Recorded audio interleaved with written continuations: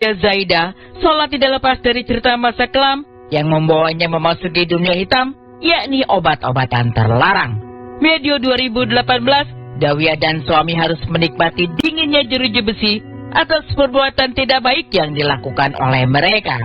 Musim berganti, kini keduanya telah bebas dan menjalani kehidupan pernikahan dengan bahagia. Akan tetapi, cerita di balik penggunaan narkotika yang dilakukan rupanya karena keputusasaan dan kemarahan Dawia atas tuntutan yang diinginkan oleh sang ibu, Elvi Sukaisi. Kepada Ustadz Hilman, Dawia merasa tuntutan untuk dirinya mengubah bentuk tubuh menjadi lebih normal ternyata tidak sejalan dengan permintaan industri dunia hiburan yang lebih senang dengan bentuk tubuh Dawia yang berisi. Beberapa kali aku membuat satu kebanggaan untuk mama, tapi ternyata mama tetap bilang kalau kamu kurus kamu pasti akan lebih cantik, kamu pasti akan lebih gini gitu dan segala macamnya. Disitulah saya menemukan rasa putus asa dan marah gitu. Mungkin ngerasa apa yang saya lakukan gak cukup gitu, sehingga saya mencari jalan keluar yang salah gitu ya. Dan untuk itu semua juga alhamdulillah, tetap alhamdulillah aku bersyukur.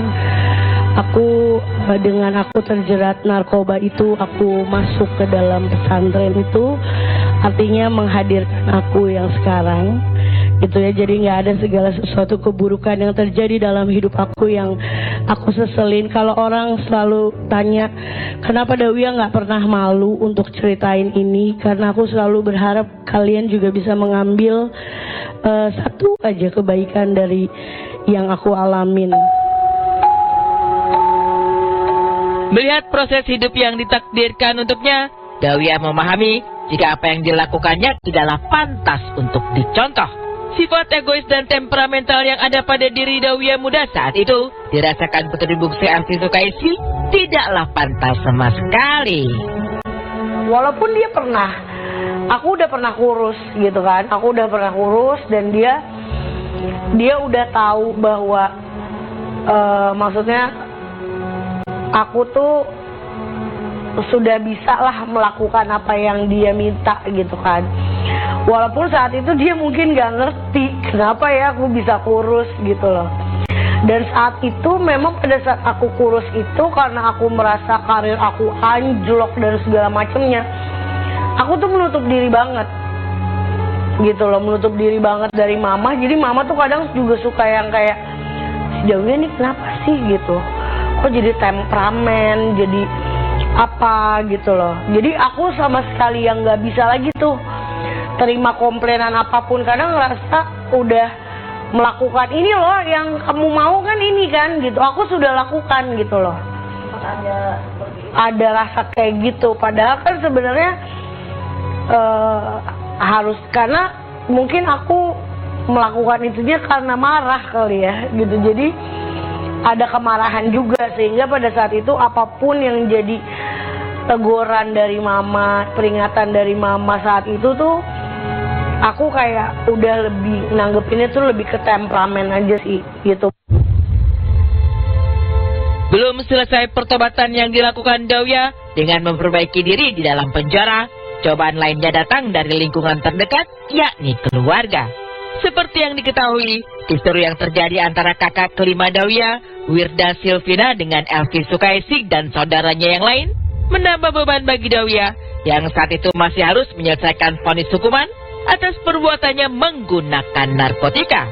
Hampir 6 tahun konflik antara Wirda dan keluarga ibu kandungnya sendiri terjadi, dan selama itu pula Dawia diliputi rasa bersalah yang teramat dalam.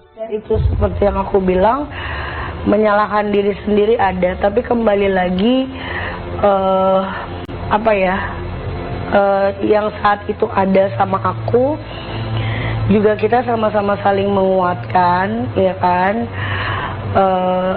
mencoba membenahi diri juga. Dan kebetulan memang mungkin itu terasa kayak nggak terlalu gimana banget, karena saat itu juga aku lagi proses pemulihan yang juga nggak mudah juga buat aku gitu. Jadi nggak kerasa tiba-tiba udah 6 tahun itu semua terjadi. Tapi ya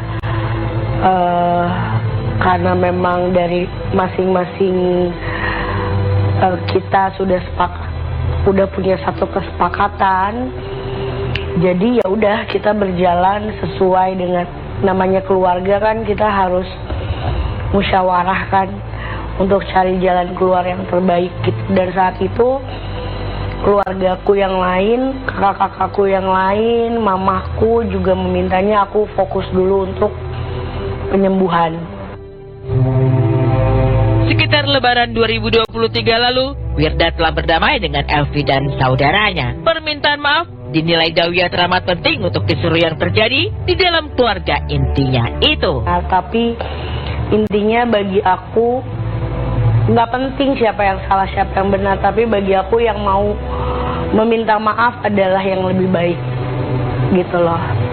Karena memang meminta maaf bagi aku itu berat ya gitu, karena kita mengakui kesalahan sama diri sendiri aja kadang susah.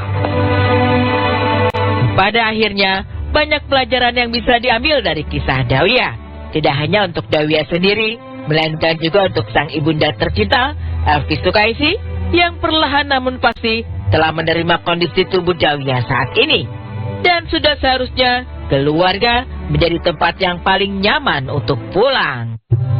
Enggak sih, alhamdulillah mama sekarang sudah, terima kasih banyak sudah mau membuka hati dan berbesar hati menerima segala kurang lebihnya aku, ya kan. Walaupun mama tetap mensupport aku bisa jadi cantik, bisa jadi kurus, dan aku berharap banget, berdoa sekali, mengusahakan sekali untuk selalu bisa menjadi seperti yang mama inginkan. Tapi seandainya aku nggak bisa membanggakan mama di dunia, mudah-mudahan aku menjadi anak yang membanggakan mama di akhirat ya Ma. Amin. 4 rahasia keluarga agar dikumpulkan di surga. 1. Keluarga yang diisi dengan kesolehan. 2. Keluarga yang diisi dengan kebaikan. 3. Keluarga yang diisi dengan kelembutan.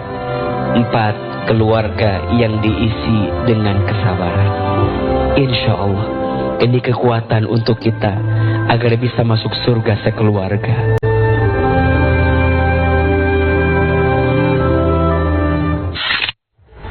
Amin. Tentunya ini juga menjadi pelajaran bagi kita semua ya, sebuah inspirasi.